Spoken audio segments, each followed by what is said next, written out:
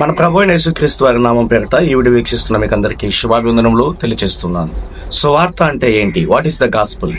ఆ సువార్తలో భిన్నమైన సువార్త ఏది? దేవుడు మానవులకు ఆజ్ఞాపించిన అప్పగించిన సువార్త ఏది?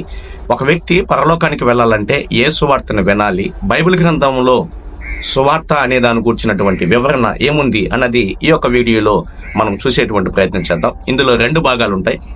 దానికి సంబంధించినటువంటి సమాచారాన్ని మనము ఆలోచన చేసే ప్రయత్నం చేద్దాం. అపోస్తల కార్యముల గ్రంథం 8వ అధ్యాయము 12వ వచనాన్ని లేఖనాల నుంచి మనం ఆలోచన చేసినట్లయితే, సువార్థికుడైనటువంటి ఫిలిప్పు అనేటువంటి వ్యక్తి సువార్తను ప్రకటిస్తూ ఉన్నప్పుడు కొంతమంది రక్షణ పొందారు. ఇక్కడ వాళ్ళు తెలియజేసినటువంటి సువార్త ఏంటన్నది మనము మూలవాక్యంలో నుంచి ఒక వచనాన్ని చదువుకుందాం. అపోస్తల కార్యములు 8వ అధ్యాయం 12వ వచనంలో, అయితే ఫిలిప్పు దేవుని రాజ్యమును గూర్చి యేసుక్రీస్తు నామమును గూర్చి సువార్తను ప్రకటించుచుండగా వారాతను నమ్మి పురుషులను స్త్రీలను బాప్తిసము పొందిరి. కాబట్టి పరిశుద్ధ గ్రంథమైన బైబిల్ గ్రంథంలో సువార్త అనే దాని కూర్చున్నటువంటి సమాచారాన్ని దేవుడు తెలియజేశాడు. ఇందులో 2 విషయాలు కనబడుతున్నాయి. మొట్టమొదటిది దేవుని యొక్క రాజ్యమును కూర్చున్నటువంటి సువార్త, రెండవదిగా యేసుక్రీస్తు నామాన్ని కూర్చున్నటువంటి సువార్త. వీటి రెండింటిని కలిపితేనే సువార్త అవుతుంది. That is call to full gospel.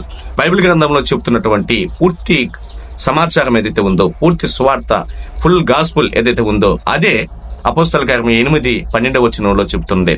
అయితే ఫిలిప్పు దేవుని రాజ్యమును గూర్చి యేసుక్రీస్తు నామమును గురించి సువార్తను ప్రకటించుచుండగా వారు అతను నమ్మి పురుషులను స్త్రీలను బాప్తిసము పొందిరి అనేటువంటి మాట మనకు పరిశుద్ధ గ్రంథమైన బైబిల్ గ్రంథంలో కనబడుతుంది.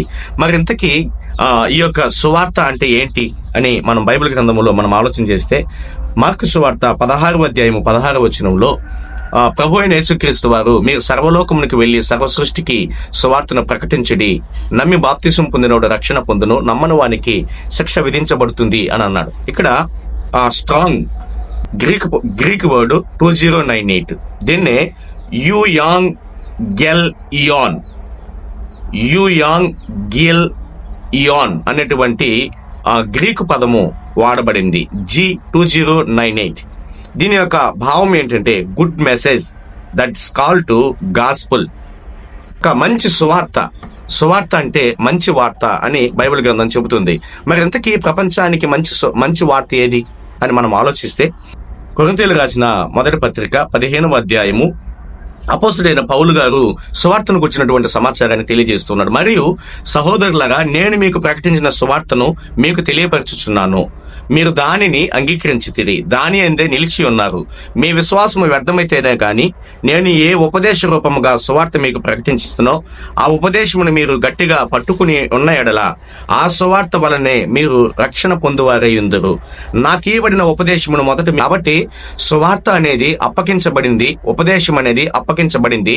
అది ప్రభు అయిన యేసుక్రీస్తు వారి యొద్ద నుంచి వాళ్ళు పొందుకున్నారు. యేసు ప్రభు వారి యొద్ద నుండి అపోస్తలులకి అప్పగించబడిందే సువార్త. ఆ సువార్త ఏంటి అని మనం ఆలోచిస్తే, నాకేబడిన ఉపదేశమును మొదట మీకు అప్పగించి తిని, అదేమనగా లేఖనముల ప్రకారం క్రీస్తు మన పాపముల నిమిత్తమై మృతి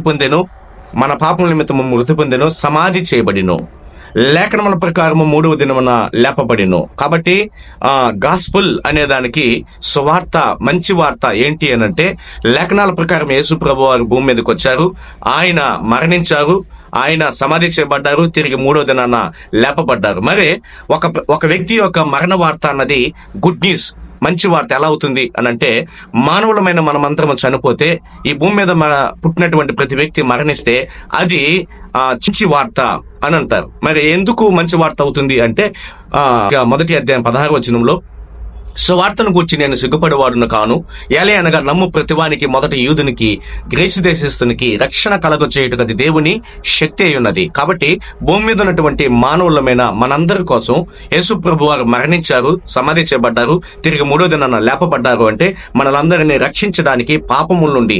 యాకోబు రాసిన పత్రిక 1వ అధ్యాయము 21వ వచనంలో, మీ ఆత్మలను రక్షించుటకు శక్తి కలిగిన వాక్యమును సాత్వికముతో అంగీకరించుడి అని యాకోబు 1వ అధ్యాయము 21వ వచనంలో దేవుడు తన వాక్యములు తెలియజేస్తూ ఉన్నాడు. కాబట్టి భూమి మీద ఉన్నటువంటి మానవులమైన మన ఆత్మలు నశించిపోయాయి, దేవునికి దూరం అయిపోయినాయి పిల్లరా.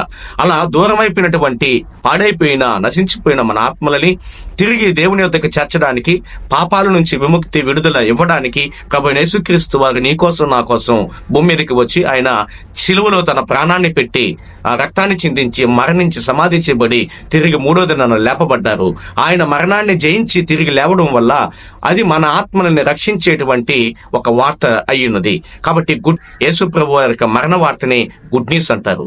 ఇది మొదటి పార్ట్. అయితే ఇక్కడ మరొక విషయాన్ని తెలియజేస్తాను. అపోస్తలులు తెలియజేసింది ఏంటది? ఏ సువార్త అని మనం వాక్యాన్ని ఆలోచిస్తే ఇదే వార్తని అపోస్తలులు తెలియజేశారు. అయితే గలతీ పత్రిక మొదటి అధ్యాయము మనము దేవుని యొక్క వాక్యముల నుంచి మనం ఆలోచన చేస్తే, గలతీ పత్రిక మొదటి అధ్యాయము ప్రియమైన దేవుని వర్లరా 6వ వచనం, క్రీస్తు కృపను బట్టి మిమ్మల్ని పిలిచిన వారిని విడిచి భిన్నమైన సువార్త తట్టుకు మీరెంత త్వరగా తిరిగిపోవట చూడగా నాకు ఆశ్చర్యమగుచున్నది. వచనం, అది మరి యొక్క సువార్త కాదు గాని క్రీస్తు సువార్తను చెరపగోరి మిమ్మల్ని కలవరపరచువారు కొందరున్నారు. 8వ వచనంలో, మేము మీకు ప్రకటించిన సువార్త గాక మరి యొక్క సువార్తను మేమైనను పరలోకం నుండి వచ్చిన యొక్క దూత అయినను మీకు ప్రకటించినడలా అతడు శాపగ్రస్తుడగును. కాబట్టి దేవుడు మానవులకి అప్పగించిన సువార్త ఏది అంటే ప్రభు అయిన యేసుక్రీస్తు వారిని గుర్చినటువంటి వార్త అయి ఉన్నది. అలాగే దేవుని యొక్క రాజ్యమును గుర్చినటువంటి సమాచారం అయి ఉన్నది. దీన్నే సువార్త అంటారు. అది కాకుండా వేరే సువార్తను తెలియచేస్తే అది అపోస్తలులు తెలియజేసిన, పరలోకం నుంచి పంపబడిన దేవదూతలు తెలియచేసిన, లేక ఇంకెవరైనా ప్రకటించినా తెలియచేసిన అలాంటి వ్యక్తి శాపగ్రస్తుడు అని రాయబడింది. మరి ప్రకటించేవాడే శాపగ్రస్తుడైతే, సువార్తను గాక మరి యొక్క వార్తని ప్రకటించేవాడే శాపగ్రస్తుడైతే మరి వినేవాళ్ళ యొక్క పరిస్థితి ఏంటి? ఒకసారి మీరు ఆలోచన చేయాలని, సద్విమర్శ చేసుకోవాలని ప్రేమతో విజ్ఞప్తి చేస్తున్నాను. పార్ట్ 2 అన్నది అపోస్తలుల కార్యం 8:12 పార్ట్ 2 అనేది మనము ఆ వచనాన్ని మరలా చదువుకొని ఈ యొక్క మెసేజ్ ని మనం ముగించుకుందాం. అయితే ఫిలిప్పు దేవుని రాజ్యమును గూర్చి యేసుక్రీస్తు నామమును గూర్చి సువార్తను ప్రకటించుచుండగా వారు అతనిని నమ్మి స్త్రీలను పురుషులను బాప్తిసం పొందిరి.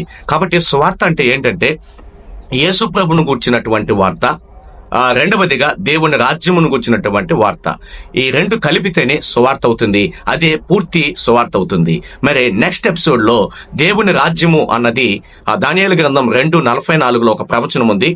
ఆ ప్రవచనంలో కూర్చున్నటువంటి సంగతులు మరియు భూమి మీదకి దేవుని రాజ్యం వచ్చిందా, రాబోతుందా అన్నది మనము ఈ యొక్క వీడియోలో ఆలోచన చేసే ప్రయత్నం చేద్దాం. ఈ యొక్క వీడియోని చివరి వరకు చూసినందుకు మీకు చాలా కృతజ్ఞతలు, వందనములు తెలియజేస్తూ మరి కంటిన్యూయేషన్ చేసుకోవడానికి పార్ట్ 2ని చూడడానికి మీరు సబ్స్క్రైబ్ చేసుకోండి. ఈ యొక్క ఛానల్ ని ఫాలో అవ్వాల్సిందిగా ప్రేమతో విజ్ఞప్తి చేస్తూ ఈ మాటలు ముగిస్తున్నాను. Thank you for watching. May God bless you.